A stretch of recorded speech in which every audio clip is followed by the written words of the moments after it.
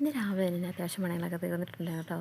കാരണം കുഞ്ഞും താമസമാണ് എഴുന്നേറ്റത്. ആ സമയത്ത് ഞാൻ പിന്നെ കുളിയും കഴിഞ്ഞ് കയറി വന്നിട്ടുണ്ടായിരുന്നു. പിന്നെ മിറ്റവും അടിച്ചു, തുണിയെല്ലാം അലക്കി, തയ്ക്കാൻ അടിച്ചു വാരി തുടച്ചിട്ടുണ്ടായിരുന്നേ. പിന്നെ രാവിലെ തന്നെ ഒരു ഗ്ലാസ് കട്ടനും ഒരു ബിസ്ക്കറ്റും കഴിക്കുന്നുണ്ട്. ഡയറ്റിലാണ്. ഇതാണ് എൻ്റെ ബ്രേക്ക്ഫാസ്റ്റ്. അപ്പോൾ കുഞ്ഞൻ താഴെ തന്നെ ഇരുന്ന് ബിസ്ക്കറ്റ് കഴിക്കുന്നുണ്ട്. ഞാൻ ഇടയ്ക്കിടയ്ക്ക് ശ്രദ്ധിക്കുന്നുണ്ട് കേട്ടോ. കാരണം എഴുന്നേറ്റ് വന്നിട്ടുണ്ടായിരുന്നു പറഞ്ഞാൽ നോർമലായിട്ടില്ലായിരുന്നു, ചെറിയ ചിണുങ്ങിച്ചയും മൂളിച്ചയൊക്കെ ഉണ്ട്. അപ്പം താഴെ ഇരുന്ന് ബിസ്ക്കറ്റ് തിന്നും കേട്ടോ.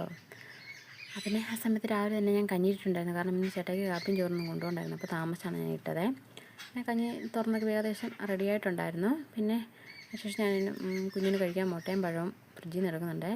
ഓരോന്ന് വെച്ചേ എടുക്കുന്നുള്ളൂ, പഴമൊന്നും മുട്ടയൊന്നും. പിന്നെ അത് ഞാൻ പുഴുങ്ങാമെന്ന് ഓർത്തു.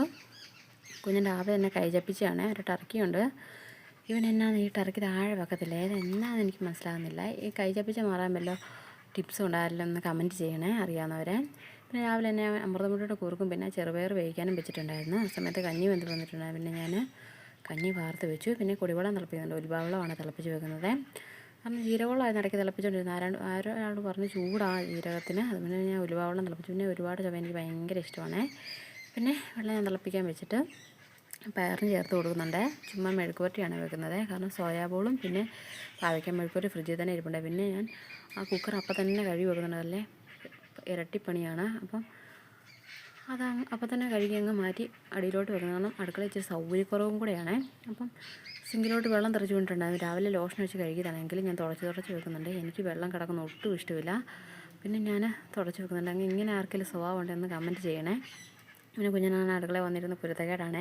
രാവിലെ തന്നെ മുരിങ്ങക്കോല് വെച്ചിട്ട് കളിയാണ്. പിന്നെ ടർക്കിയും കൊണ്ടാണ് എവിടെ പോയാലും ടർക്കിയും കൊണ്ടേ പോകത്തുള്ളൂ കേട്ടോ. അതെന്ത് സ്വഭാവമെന്ന് എനിക്ക് മനസ്സിലാകുന്നില്ല. പിന്നെ ഓരോ കുഞ്ഞുങ്ങൾക്ക് ഓരോ സ്വഭാവമാണല്ലോ.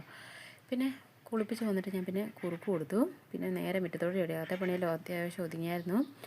പുറത്താണ് ഇനി ചപ്പ് കത്തിക്കാനുണ്ടായിരുന്നു. പിന്നെ കുഞ്ഞിൻ്റെ പാമ്പേഴ്സും പിന്നെ 2 ദിവസമായിട്ട് ഞാനത് ഉണക്കാനിട്ടിരുന്ന ജെല്ലൊന്നും പൊട്ടിച്ച് കളഞ്ഞിട്ടില്ല. അപ്പോൾ കത്തുമെന്ന് സംശയം ഉണ്ടായിരുന്നു. പക്ഷേ ചപ്പും കൂടെ കൂട്ടി കൊടുത്തപ്പോൾ കത്തി കേട്ടോ. അപ്പോൾ തന്നെ എന്നെ കണ്ടതേ താഴത്തെ വീട്ടിലെ താത്തമ്മ ശാന്തമ്മയെ പൂച്ച എന്ന് പറഞ്ഞ കരയുമായിരുന്നു. ഞാൻ മിറ്റം അടിച്ച സൈഡിൽ കൂടെ ഒക്കെ വരുമ്പോൾ ഭയങ്കര ബഹളമാണ്. എനിക്ക് ഭയങ്കര ഇഷ്ടമായി താത്തേനെ.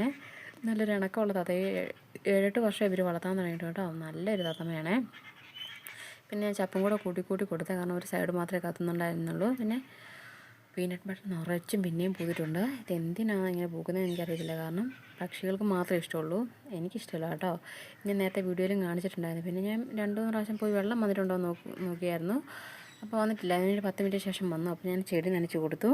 പിന്നെ ആഞ്ഞിലി ചക്കയും പിന്നെ റംബൂട്ടാൻ നിറച്ചും പൂത്തിട്ടുണ്ടായിരുന്നു കേട്ടോ. പിന്നെ വലിയ റോസാണ്. അത് മേളിൽ വരെ പോകുന്ന പഞ്ചായത്തിൻ്റെ വാട്ടർ കണക്ഷനാണ്. പിന്നെ ഞാൻ പോയിട്ട് വന്നപ്പോൾ